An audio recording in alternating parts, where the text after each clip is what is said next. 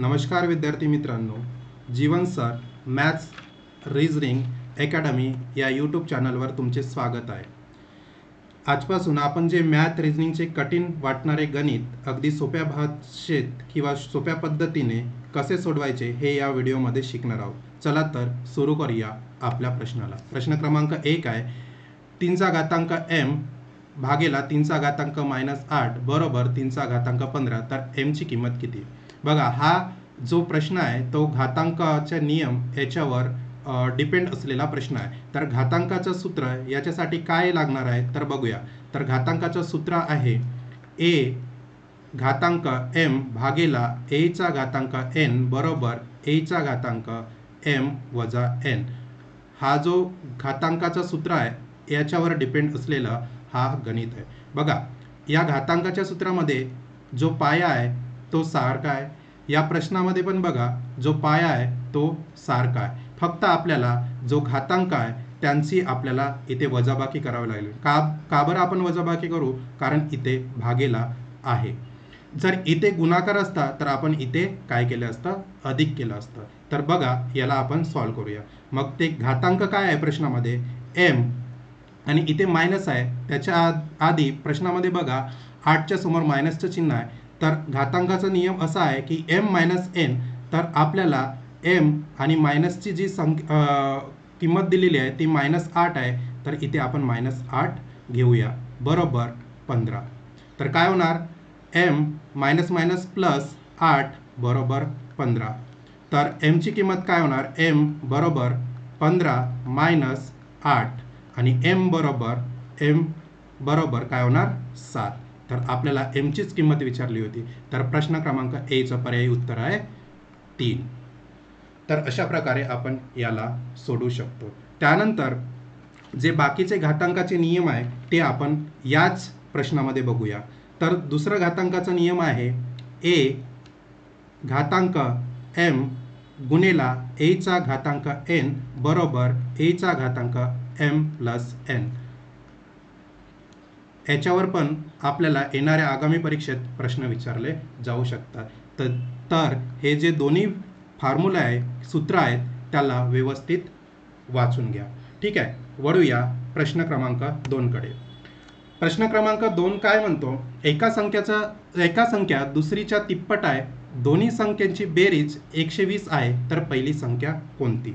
तर बघा, प्रश्नामध्ये आपल्याला पहिली संख्या कोणती हा प्रश्न केलेला आहे.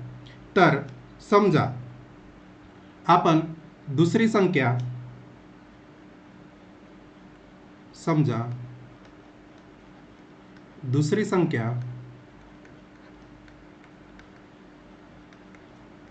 x मानू. मग पहिली संख्या काय होणार? कारण एक संख्या दुसरीच्या तिप्पट आहे. तर पहिली संख्या काय होणार? पहिली संख्या दुसरीच्या तिप्पट आहे आणि दुसरी आपण काय मानलं होतं? x मानलं होतं. त्यानंतर दोन्ही संख्यांची बेरीज किती दिलेली आहे आपल्याला? 120 दिलेली आहे. तर दोन्ही संख्यांची बेरीज करा. पहिली संख्या काय आहे? 3x आणि दुसरी संख्या काय आहे? x बरोबर 120. 3x प्लस x काय होणार? 4x बरोबर 120. म्हणून x बरोबर 120 भागेला 4 आणि 4नी 12ला 3 वेळा भाग जातो. तर x ची किंमत आली आहे 30. आणि आपल्याला प्रश्नामध्ये काय विचारलं आहे? पहिली संख्या कोणती? तर आपण पहिली संख्या काय? 3 पट आहे. तर याच्यामध्ये 3 मध्ये x ची किंमत ठेवली तर 30. त्यानंतर याचा गुणाकार केला तर आपलं आन्सर 90 येतं. म्हणजे पर्याय क्रमांक 1 हा प्रश्नाचं उत्तर आहे. चला तर वळूया प्रश्न क्रमांक 3 कडे.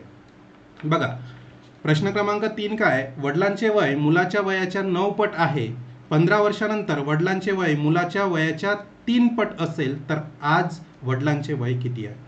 तर हा वयवारीवर असलेला प्रश्न आहे. मुलगा आणि वडील. मुलाचे आजचे वय काय दिलेले आहे? दिलेले नाही आहे. आपण याला x कन्सिडर करू. आणि वडिलांचे वय काय आहे? आजच्या वयाच्या मुलाच्या वयाच्या 9 पट आहे. म्हणजे इथे काय होणार? मुलाच्या वयाच्या 9 पट. मग 15 वर्षानंतर वडिलांचे वय दिलेले आहे प्रश्नामध्ये बघा. 15 वर्षानंतर वडिलांचे वय मुलाच्या 3 पट आहे. तर 15 वर्षानंतर मुलगा किती वर्षाचा होणार? x + 15 आणि वडील 9x + 15, कारण 15 वर्षानंतर त्यांचे वय आपल्याला दिलेले आहे प्रश्नामध्ये. तर बघा, त्यानंतर आपल्याला जे काढायचं आहे ते आहे वडिलांचे वय मुलाच्या वयाच्या 3 पट असेल. तर याला समीकरण कसं होणार? हे समीकरण आधी वडिलाचे वय लिहूया. वडिलाचे वय काय? 9x + 15 बरोबर वडिलांचे वय मुलाच्या 3 पट आहे. तर मुलाच्या 3 पट आहे आणि मुलाचे वय काय? x + 15 बरोबर आहे. तर याला आपण कसं सॉल्व करूया? 9x + 15, 3चा xला काय होतं? गुणाकार म्हणजे काय होणार? 3x आणि 15 तेरी 45. तर याच्यामधून बघा 9x मधून 3x गेले, 9x - 3x बरोबर 45 मधून आपण 15 वजा केले तर काय असते बघा. 9x मधून 3x गेले तर 6x आणि 45 - 15 किती उरतं? 30 उरतं. ठीक आहे. तर हे झाले 6x बरोबर 3. म्हणून x ची किंमत किती असणार आहे? 30/6 आणि x बरोबर 5. x बरोबर किती येणार? 5. आणि त्यानंतर आपल्याला x ची किंमत मिळाली आहे. आपण प्रश्नामध्ये काय विचारलेलं आहे? वडिलांचे वय. तर वडिलांचे वय आजचे वय किती आहे? 9x. तर या 9x मध्ये बघा काय करू? 9x. तर 9 आणि x ची किंमत किती आली? 5 बरोबर 9×5 = 45 वर्ष हे वडिलांचे आजचे वय असणार आहे. पर्याय क्रमांक 3 हे या प्रश्नाचं उत्तर आहे. चला तर मित्रांनो, आज आपण इथेच थांबूया. जर तुम्हाला व्हिडिओ आवडल्यास जीवन सर मॅथ रिझनिंग अकॅडमीला सबस्क्राईब करा आणि व्हिडिओला लाईक अँड कमेंट्स करा. तुम्हाला असेच नवनवीन व्हिडिओ पाहिजे असल्यास कमेंट्समध्ये सांगा. धन्यवाद. तुम्हाला जर काही अडचणी आल्यास माझा पर्सनल नंबरवर मेसेज करा. माझा पर्सनल मोबाईल नंबर आहे 9673697309. तुम्हाला काही समस्या आल्यास या नंबरवर मला मेसेज करा.